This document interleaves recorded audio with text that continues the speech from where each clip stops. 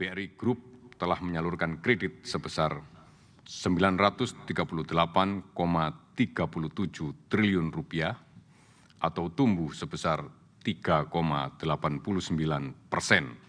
dibandingkan periode yang sama tahun lalu, yakni tahun lalu sampai tahun sebelumnya ya, tahun 2019, itu sampai Desember kredit BRI Group adalah Rp903,2 triliun.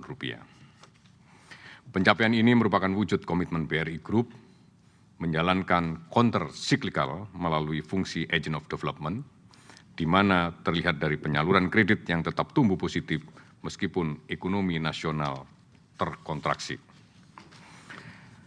Penyokong utama pertumbuhan kredit BRI adalah segmen mikro, serta segmen kecil dan menengah, di mana penyaluran kredit mikro tumbuh double digit sebesar 14,18% secara year on year. Jadi kredit mikro BRI tumbuh 14,18% secara year on year, dan kredit kecil menengah tumbuh 3,88% dibandingkan posisi akhir Desember tahun 2019. Demikian pula komposisi kredit UMKM BRI dibanding total kredit BRI pun meningkat secara signifikan, bahwa tahun 2019 porsi UMKM baru 79% terhadap total kredit BRI. Namun di tahun 2020 porsi UMKM telah mencapai 82,13%. Saya ulangi lagi, di tahun 2020 porsi kredit UMKM telah mencapai 82,13%. Dengan porsi kredit UMKM sebesar 82,13% tersebut, maka tantangannya sekarang adalah mencari sumber pertumbuhan baru di dua area. Pertama adalah nasabah-nasabah yang existing kita naik kelaskan melalui program, melalui inisiatif-inisiatif yang terstruktur, dan kemudian kita monitor. Dan kemudian yang kedua, segmen yang lebih kecil daripada mikro, terutama yang sering kita sebut ultra mikro. Pertumbuhan kredit BRI mampu diiringi dengan perbaikan kualitas kredit yang sehat dan terjaga. Hingga akhir Desember 2020, NPL BRI tercatat 2,99%, di mana NPL tersebut juga cukup aman karena kami cadangkan, jadi kami cadangkan biaya pencadangan untuk mengcover NPL sampai mencapai 237,73%. Jadi saya tegaskan, NPL BRI 2,99% dan di cover pencadangan 237,73%. Besarnya pencadangan ini merupakan bentuk strategi perseroan untuk menjaga kinerjanya agar terus tumbuh secara sustainable, sehingga apabila di kemudian hari masih harus menghadapi ketidakpastian dan mungkin ada pemburukan di berbagai aspek, maka kinerja perusahaan akan tetap terjaga karena kita sudah mencadangkan lebih dari cukup terhadap risiko-risiko yang mungkin timbul. Sekarang kita beralih ke aspek pendanaan.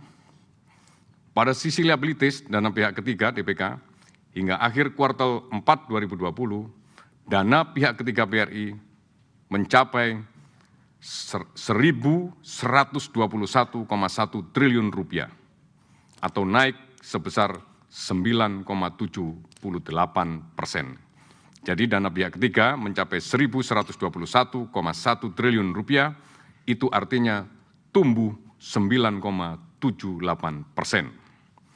Dan dari total dana tersebut, di dalamnya termasuk dana murah atau yang sering kita sebut KASA, current account saving account, masih mendominasi portofolio simpanan BRI, di mana rasio KASA mencapai 59,67% dari total dana pihak ketiga. Atau kalau kita sebut nominalnya, porsi kasa kita mencapai 668,93 triliun rupiah. Itu dari sisi aset dan liabilities, kredit dan pendanaan. Dan sekarang maka kemudian mari kita bicara tentang total aset. Jadi kuatnya fundamental tersebut, maka kemudian aset BRI pun mampu tumbuh, di mana untuk pertama kalinya aset BRI Group tembus di atas 1.500 triliun rupiah, yakni tepatnya adalah 1.511,81 triliun rupiah. Dan artinya aset tersebut mengalami pertumbuhan yang positif, ya, dan kemudian dijaga dengan sehat kualitasnya dan menghasilkan profitabilitas yang sehat pula. Dengan aset yang sehat dan mampu tumbuh secara positif, namun memang kita harus mencadangkan karena memang situasinya sangat tidak favorable, maka kemudian tetapi masih menghasilkan laba yang positif, yakni BRI membukukan laba sebesar 18,66 triliun rupiah. Laba ini kalau diperhitungkan dibandingkan tahun lalu pasti mengalami penurunan. Dan bahkan ada 1 bulan kita tidak membukukan laba sama sekali ketika kita mengalokasikan seluruh resources kita untuk merestrukturisasi, melakukan penyelamatan-penyelamatan terhadap nasabah utama kita, yakni UMKM.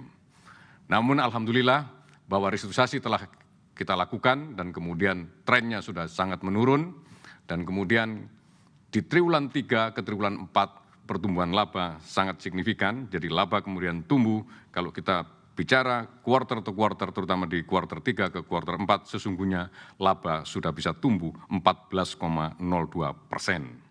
Jadi saya ulangi lagi, laba BRI 18,66 triliun memang menurun dibandingkan tahun lalu karena kita memang harus mencadangkan cukup besar, terutama untuk mengcover penyelamatan UMKM. Dan selanjutnya kita bicara tentang rasio likuiditas yang dicerminkan oleh loan to deposit ratio dan juga rasio kecukupan modal yang dicerminkan oleh capital adequacy ratio. Kondisi permodalan BRI pun semakin kuat dengan CAR sebesar 21,17%, sehingga mampu menyediakan ruang untuk baik tumbuh maupun memberikan dividen kepada pemegang saham dalam tingkat yang masih favorable. Ya.